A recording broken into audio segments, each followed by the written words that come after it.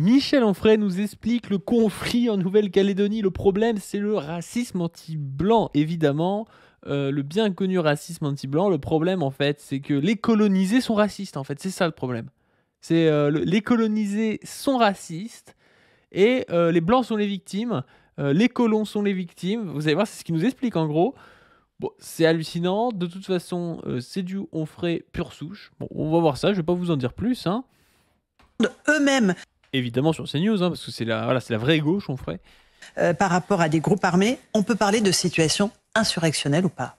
Oui, même de guerre civile, très précisément, puisque ce sont des Français qui attaquent d'autres Français et des Français qui se défendent des attaques que d'autres Français leur infligent. Donc je parlais, hélas, depuis très longtemps d'une guerre civile à bas bruit, avec quelques ricanements du côté des islamo-gauchistes. Et ben, on enlève maintenant à bas bruit. C'est une vraie guerre civile, c'est-à-dire que des ricanements du côté des islamo-gauchistes. C'est bizarre parce que quand même à gauche, on a tendance quand même à dénoncer le fait qu'il y ait des tensions sociales qui montent et nous on dit le problème c'est que c'est la bourgeoisie réactionnaire qui met de l'huile sur le feu. C'est ça qu'on dit. On dit pas il n'y a pas de possibilité de guerre civile. On dit on a peur aussi qu'il y ait une potentielle guerre civile si on continue dans le sens où on va, c'est-à-dire dans le sens des bourgeois impérialistes, ici colonialistes. Je rappelle que Michel Clouscar disait que le capitalisme apportera la guerre civile chez les pauvres, et il n'a pas tort, mais comme quoi il y a bien des penseurs communistes comme Clouscar qui nous expliquent que tout ça nous mène vers la guerre civile. On n'a jamais nié le fait qu'il y ait une possible guerre civile. Bon, après, la qualification de guerre civile dans ce contexte-là, c'est pas si évident. En fait, on a un peuple qui a été colonisé et qui se bat notamment contre l'autoritarisme français. C'est pas tant contre des blancs en soi que contre la Macronie, contre les gendarmes, le raid envoyé par la Macronie, contre ce qui s'est passé au Parlement. Il y a un rapport quand même de domination verticale. C'est pas juste un rapport horizontal entre des individus qui se taperaient dessus. Je rappelle que le gendarme a quand même pris un projectile en pleine tête. En pleine tête, c'est-à-dire qu'on a visé la tête, on a voulu le tuer, alors qu'il a enlevé son casque, justement comme un signe de bienveillance, en disant je ne viens pas armé, je viens pour discuter. Et là, d'un seul coup, on ajuste le tir et la balle arrive dans la tête. Michel Onfray. Très intéressant, parce que là, par exemple, il nous prend l'exemple du gendarme, parce que vrai, on peut dénoncer ce qui s'est passé, mais il y a eu des morts, et plus de morts du côté kanak. Donc on peut pas juste dire regardez, il y a de la violence, machin, parce que vous allez voir qu'il parle après de racisme anti-blanc et tout. Vous pouvez pas juste prendre le côté les gendarmes ont été attaqués sans dire les Kanaks aussi ont été tués et en plus grand nombre. Emmanuel Macron n'a pas eu d'autre choix que de décréter l'état d'urgence. On en est là aujourd'hui pour faire... Vous voyez, Emmanuel Macron n'a pas eu d'autre choix. Respecter l'autorité de l'État, que ce soit en Nouvelle-Calédonie ou même en... Ces types qui se présentent comme l'extrême droite, anti-Macron, je sais pas quoi, suce Macron dès que Macron est autoritaire. Relance la machine impérialiste, colonialiste. Ils s'en foutent en fait, ils sont macronistes, mais ils trouvent juste que Macron est trop gentil avec les Arabes en général, quoi. Métropole. Ou à Mayotte, où on est en train de mourir du choléra. Enfin, c'est devenu ça, la France. On meurt du choléra, et puis des gendarmes se font tirer en pleine tête, et puis des gens qui sont des blancs, puisqu'il faut parler le langage de ces gens-là, sont terrés chez eux, ou Madame Baquès, qui est sous protection Sonia Baquès, effectivement, dit qui la protège. Qu'il y a une chasse aux blancs, qu'il y a du racisme anti-blanc. Voilà. Voilà, il y a du racisme, on ne sait pas d'où ça vient, on dénonce juste des idées, nous. Il y a du racisme anti-blanc, aucun rapport avec la colonisation. On ne veut pas comprendre ce qui s'est passé, ni l'histoire de la Kanaki, ni pourquoi est-ce qu'on en est là, pourquoi les accords de Nouméa n'ont pas été respectés, pourquoi est-ce qu'on a fait passer un référendum pendant le Covid, enfin voilà, en post-Covid. Non, le problème, c'est que ces gens, c'est des barbares, ils sont racistes anti-blancs. Une fois qu'on a dit ça, on n'a rien compris, mais ça permet comme ça d'embrayer et de dire il faut envoyer plus de forces de l'ordre et continuer l'autoritarisme et tout ça. C'est toujours pareil. Oui, parce que vous vous souvenez quand on avait fait cette émission sur le 1er mai, j'avais signalé qu'il y avait des drapeaux du FLNKS dans cette manifestation, en disant regardez ce qu'on ne dit pas, mais un drapeau russe, un drapeau du FLNKS.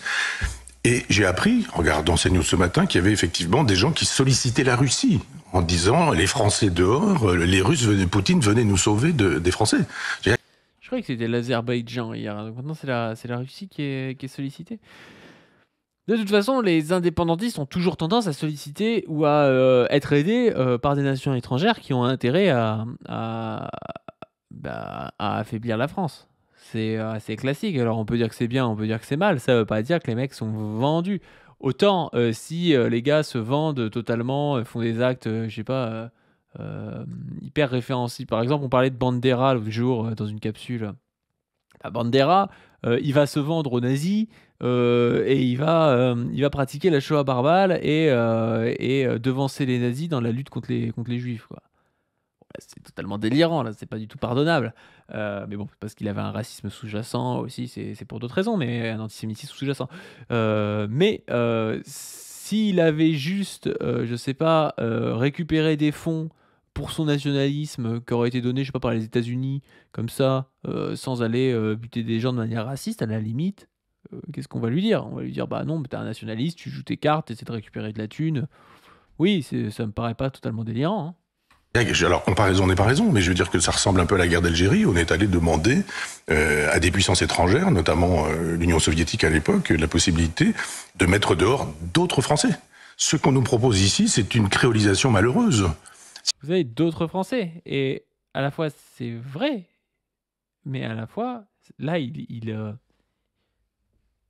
n'essaie de pas comprendre le rapport colonial, c'est-à-dire les Français qui étaient foutus dehors par les Algériens. C'est pas parce qu'ils étaient français en soi et que voilà, ils aiment pas les Français. C'est parce qu'il y avait un rapport de colonisation entre la France et l'Algérie, en fait. Je vous renvoie vers ma série où je parlais de Train-Duc Tao sur ma chaîne principale. Mes 3 épisodes là, donc je parle de Gaza, mais vous pouvez les regarder parce qu'en fait, c'est pas vraiment, ça n'a pas plus rapport avec Gaza qu'autre chose. Ça a rapport avec la colonisation. Parce que Train-Duc Tao, c'était un militant vietnamien qui luttait contre l'Indochine et donc, qui luttait dans la guerre d'Indochine contre la France, quoi. Et il parle justement de ça. Il dit, moi, le problème, c'est pas que c'est pas les Français. Le problème, c'est que vous ne nous avez jamais respectés en tant que nation et peuple autonome. Il dit, moi, on pourrait former une entité supranationale franco-vietnamienne à armes égales. Le problème, c'est qu'aujourd'hui, c'est pas à armes égales et vous nous prenez pour vos esclaves. Vous nous prenez pour pour des indigènes comme ça qu'on peut faire bosser comme on veut. Et je suis désolé, mais en Kanaki, ça a été ça. On leur a balancé des bagnards en se disant on va s'en débarrasser, on va les foutre là-bas. On a récupéré les terres, on a fait bosser les mecs pour nous. Enfin voilà, ça a été un rapport colonial. Donc tu peux pas dire ouais, il y a des Français, ils se tapent entre eux, c'est pas bien. Il y a un rapport colonial, un rapport tout à fait vertical, et c'était pareil en Algérie. Si on en croit Jean-Luc Mélenchon, la créolisation, c'est formidable. Le métissage, c'est fantastique. Pourquoi tu nous parles de métissage? Mais ce mec est devenu un droitardé, en fait. C'est devenu un droitardé pure souche. Et la créolisation, pour lui, c'est systématiquement heureux. On voit que c'est malheureux. Il y a quand même eu une... Je suis même pas sûr que Jean-Luc Mélenchon dise que la créolisation, c'est systématiquement heureux. C'est complètement con. Enfin, ça peut être bien, ça peut être pas bien. Je veux dire... personne à gauche se branle sur le métissage en disant c'est vraiment bien le métissage. C'est juste qu'on n'est pas matrixé contre le métissage en disant c'est horrible le métissage, faut qu'on garde les races pure souche, je sais pas quoi, alors que c'est totalement fantasmé et qu'il y a toujours eu du métissage dans l'histoire humaine et que il y aura toujours une évolution du patrimoine génétique des gens, de la culture des gens, et c'est très bien, et on s'en fout. Enfin voilà, c'est pas on n'est pas pour, on n'est pas contre, c'est un fait en fait. Le problème c'est que la droite est matrixée par ça, hein. Elle est matrixée par ça, et il y a eu toute une école de droite et qui est en train aussi de renaître un peu, qui nous explique qu'il y a une supériorité génétique des Européens blancs, machin, qu'il faut conserver, que le métissage ça nous rend moitié débiles parce que les Noirs ils sont moitié débiles. Enfin, voilà, il y a tout ce discours là qui est un discours dangereux. Une situation passée qui est quand même assez extraordinaire. On leur propose 3 référendums. 3 référendums, donc 2018, 2020, 2021. On déroge à la République. Tous non à l'indépendance. Voilà, tous. On leur propose 3 référendums. D'accord. On propose 3 référendums, il y a 41% de Kanaks, donc où ils sont pas majoritaires. Donc déjà, je suis désolé, c'est pas un référendum des Kanaks de savoir s'ils veulent ou non être indépendants de la France. C'est un référendum des habitants de la Nouvelle-Calédonie, parmi lesquels il y a 59% de non-Kanaks en fait. Je suis désolé, c'est comme si demain tu prends l'Ukraine. À Kiev, tu rajoutes 500 000 Russes, et puis tu fais un référendum à Kiev, et tu dis, bah regardez, Kiev veut être russe. Bah oui, si tu fous 500 000 Russes, Kiev veut être russe, parce qu'en fait, il y a plein de Russes. Mais est-ce que c'est valable? Je sais pas. Et on déroge aux lois de la République puisque on estime que certains auront le droit de voter, d'autres n'auront pas le droit de voter.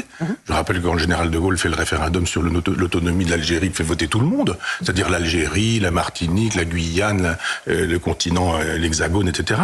Là non, on choisit les électeurs, C'est-à-dire comme à la belle époque de la Révolution française, de la première Révolution française. Vous voyez la thèse du racisme anti-blanc. On a choisi les électeurs pour faire chier les blancs. Voilà, faut le comprendre, c'est la Nouvelle-Calédonie qui est en haut de la pyramide de la structure de domination raciale française et elle contrôle tout et elle discrimine les blancs, la Nouvelle-Calédonie, quoi. C'est n'importe quoi. Hein. Il y avait les citoyens actifs et les citoyens passifs. Alors là, il y a des gens qui peuvent voter, puis des gens qui ne peuvent pas voter. Ce que fait Macron, pour le coup, je vais le défendre cette fois-ci, avec cette loi, c'est juste de restaurer un ordre républicain en disant une voix, une personne. C'est-à-dire un homme, une femme, une voix, etc. C'est le principe de la démocratie. Là, on disait non. Une voix de couleur, c'est une voix blanche, c'est pas une voix blanche. Et d'ailleurs, elle va même pas avoir le droit de s'exprimer, cette voix blanche. Et on lui a... Non mais vraiment, ce mec est devenu un fasciste. Là, j'ai pas peur de le dire, ce mec est devenu un fasciste.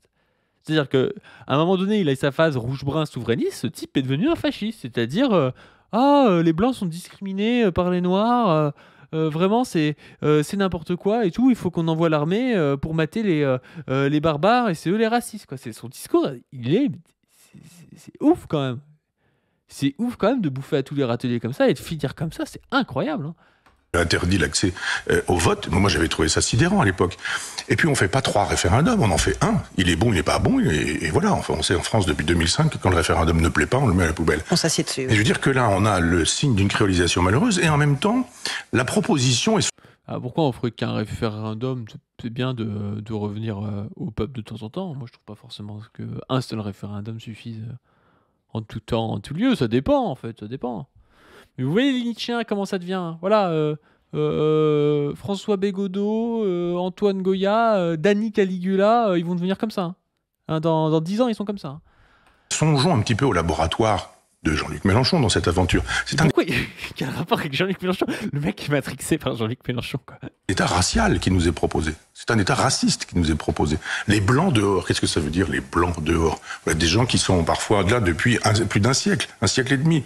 Pour certaines familles, on n'est pas responsable de ce qu'ont fait nos parents un siècle et demi en amont, voire en 1400. Ce mec, il m'éclate, quoi. Putain, le type, il comprend pas, en fait, le problème de la colonisation. Évidemment que ça peut paraître dégueulasse pour un type qui est né en Nouvelle-Calédonie, qui n'est pas raciste, qui est un descendant de blanc de Nouvelle-Calédonie. Moi, je comprends tout à fait, ça lui casse les couilles. Mais quand même, on peut pas nier que ce type, il va avoir, en fin de compte, peut-être moins de légitimité qu'un peuple qui est là depuis la nuit des temps, qui s'est fait mettre en esclavage par des Français qui sont arrivés, depuis la nuit des temps, hein, j'en rajoute, mais voilà, dont la culture a été détruite et montrée comme étant un truc un peu marrant, voilà, dans des expositions universelles, comme si les mecs étaient des animaux. Moi, je comprends que ces types-là, ils en aient un peu plein le cul, quoi. Tu peux pas. Enfin, on a l'impression que les seules victimes dans l'histoire, c'est les blancs de Nouvelle-Calédonie. C'est pas vrai, quoi. C'est pas vrai, et j'ai pas peur de le dire, ils sont moins victimes que les Kanaks, c'est évident, quoi. Enfin, faut arrêter les conneries. C'est pareil pour les blancs d'Algérie. Moi, je peux comprendre qu'un blanc d'Algérie, ça les fait chier de se faire virer d'Algérie si le mec était un mec bien ou je sais pas trop quoi. Sauf que le problème, c'est la colonisation, en fait. Et puis, la plupart des blancs en Algérie qui étaient venus dans les décennies précédentes et tout, ils étaient peut-être pas venus juste pour être gentils et puis travailler à armes égales avec les autres Algériens, quoi. Enfin, faut arrêter les conneries, on n'est pas dans un monde de bisounours. En 92, il y a un moment donné, il va falloir arrêter cette histoire que le péché originel, ça concernerait des couleurs. Et donc là, on veut un état racial en disant nous sommes des noirs ou des gens de couleur ou des Kanaks. Et donc, ce mec voit le racisme chez les Kanaks, il n'arrive pas à voir le racisme sur CNews, quoi. C'est quand même incroyable. Une Kanaki, j'entends même des gens de gauche nous parler de la Nouvelle-Calédonie Kanaki. Tout est déjà dit dans cette aventure. Quand on a sollicité des gens... La Nouvelle-Calédonie Kanaki, on croirait que tu parles des Kanaki, mais... C'est comme en Corse.